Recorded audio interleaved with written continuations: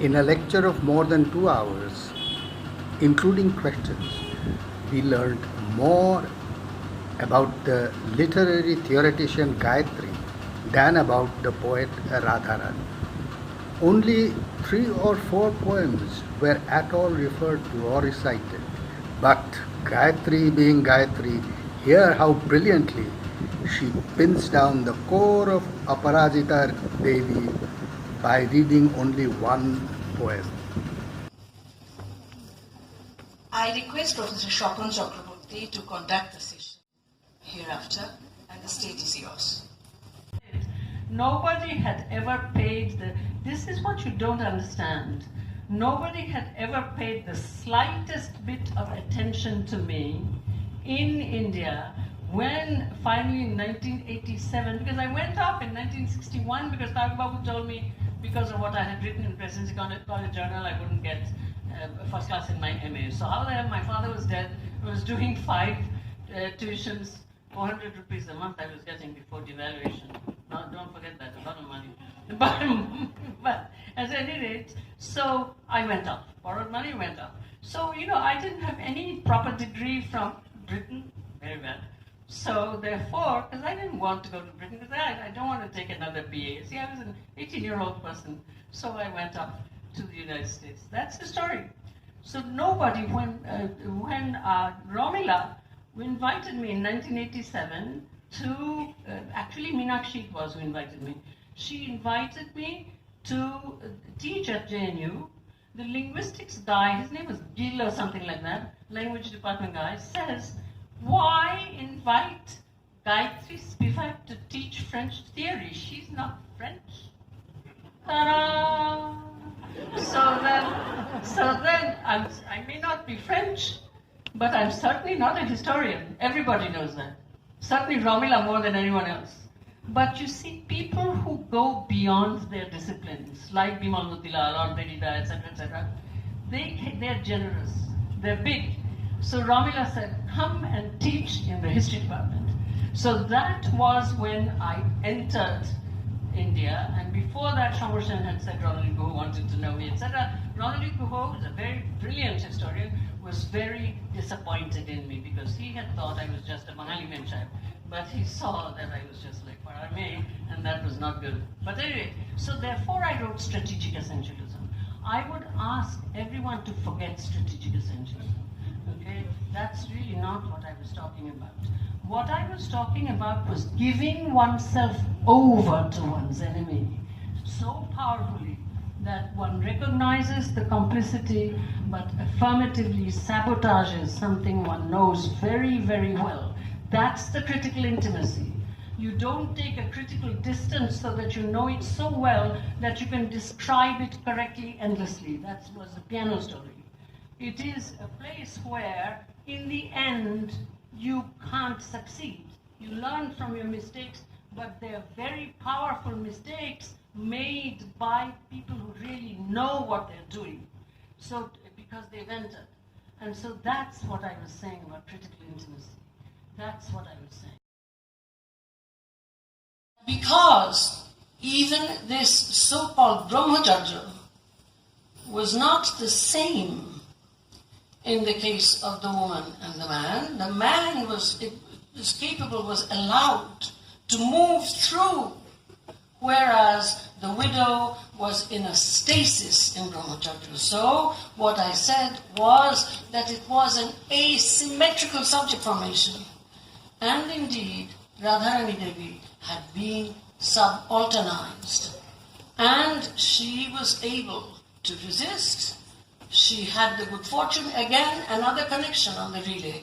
Like my mother, and Navanika knows this, she was, in fact, protected by a husband who respected her and thought her not only his equal, but sometimes, I know this because Navanika has been my friend for a very long time, his superior.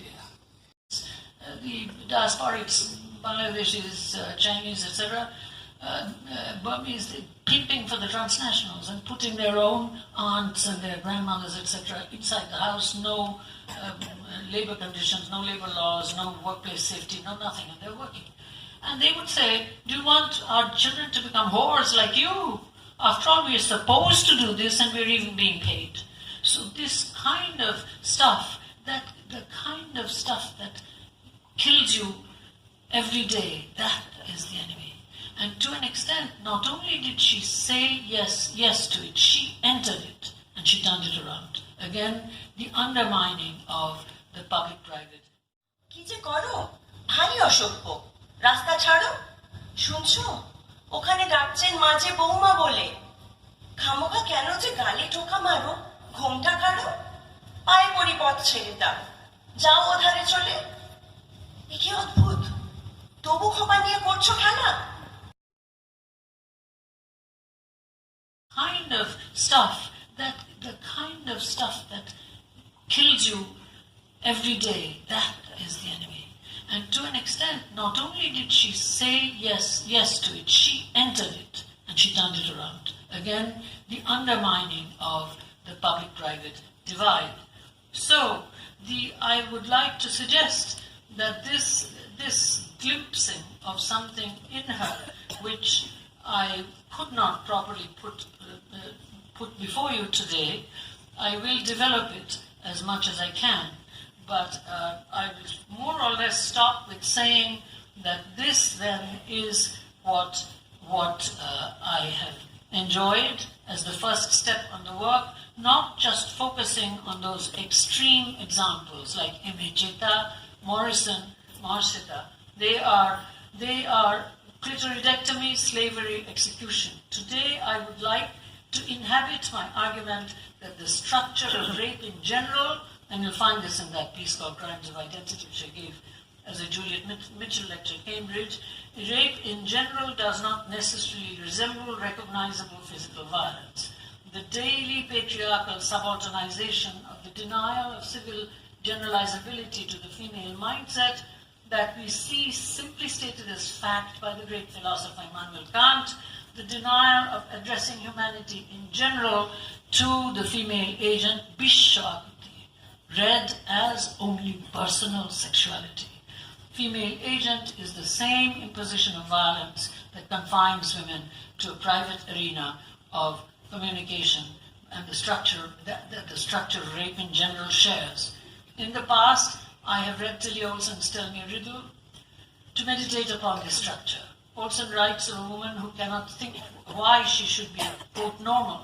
But even this is an extreme text. The protagonist rebels only as she's dying of cancer. By contrast to all this, Radharani Devi is Aparadhika, is the pure structure of acknowledging complicity, saying yes to this absolute enemy, affirmative sabotage, turning the private into public by sheer imaginative activism. An everyday example that any woman can learn to follow in life, if not in art. It gives me pleasure to repeat that well-known story, which I will not repeat because everybody knows it and it has been told twice, but I would have if I had given myself enough time. I wanted to end by reading a poem, which like really reading, but I don't think I have the time to actually, okay, let me read 2 pages, okay? I won't read it in the sense of reading it, which is what I would have done. I'll just read it aloud and I will say goodbye, Jagri.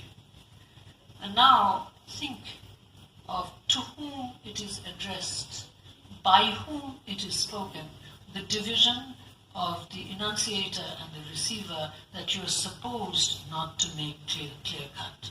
Ogo Mayabini, মায়া জাল তুমি রচেছিলে যার তরে সেই জালে আজ আপনি পড়েছ বাঁধা নরকুরঙ্গ ধরিতে যে ফাঁদ পেতেছিলে নিজ করে সে ফাঁদে গঙ্গে নিজেরই করুন কাঁধা পঞ্চস্বরে তুমি ছানিয়া মদন ভস্য দিনে সম্মোহনের যে বান যতনে বাছিয়া লয়েছ চিনে সে বান বিধেছে তোমারই আপন বুকে মোহিত হইয়া মোহিনী গো তাই জড়বৎ আছো সুখে যে আঁকিতে তুমি আঁকিয়া কাজল লিখিছ মোহের ভাষা কান্না হাসির ফুটাইছ আলো ছায়া সে নয়ন পটে জ্ঞান দীপ্তির নিভেছে সকল আশা সে নয়ন পটে জ্ঞান দীপ্তির নিভেছে সকল আশা নাচিছে কেবল চল চঞ্চল মায়া বৃহৎ বিশ্বে যে বিরাট কাজ জ্ঞানের যোগ্য জলে, তুমি তো আসন লও নাই আজও সে সাধনা পীঠতলে। শুধু রূপসীর গুন্থান খানি খুলে, পুরুষের মনোহরণ লীলায় আপনারে আছো ভুলে। লীলায় তো তব মেরুদণ্ডটি সরল করিতে শেখো, উন্নত ঋজু ভঙ্গিতে চলো আজ। সহজ ভাষায় গৌরবময় জীবন লিপিকা লেখো, খুলে ফেলো যত কৃত্রিমতার সাজ। তোমার মাঝারে ভালো ও মন্দ, কঠিন সত্য যাহা, ছদ্ম কপট ছলনায় আর রেখো না লুকায় তাহা। ভালো ও মন্দ, কঠিন সত্য যাহা, ছদ্ম কপট ছলনায় আর রেখো না লুকায় তাহা। দেহ মন নিয়ে ফাঁক পাতা খেলা ছাড়ো, তব মানবতা হরিল যে নারী, অস্ত্র তাহার কারণ। প্রেমই যদি হয় চরম কাম্য তোমার জীবন তলে, প্রেমেরই সাধনা মহান করিয়া তোলো। যারে ভালোবাসো তারে বাঁধিও না নানা ছলে আঁখি জলে, মন ভুলাবার মোহন প্রকৃতি ভোলো। প্রেমাস্পদে বাহুবন্ধনে বন্দি করিয়া নারী, করোনা কেবল তোমাগত প্রাণ গৃহ পিঞ্জরচারী। খোলো জীবনের উদার আকাশ, মুক্তির মাঝে সুস্থ সহজ প্রেমের বিকাশ হোক। The unconditional ethical, where eros and agape cannot be recognized as different. মুক্তির মাঝে সুস্থ সহজ প্রেমের বিকাশ হোক। Thank you Nabanita.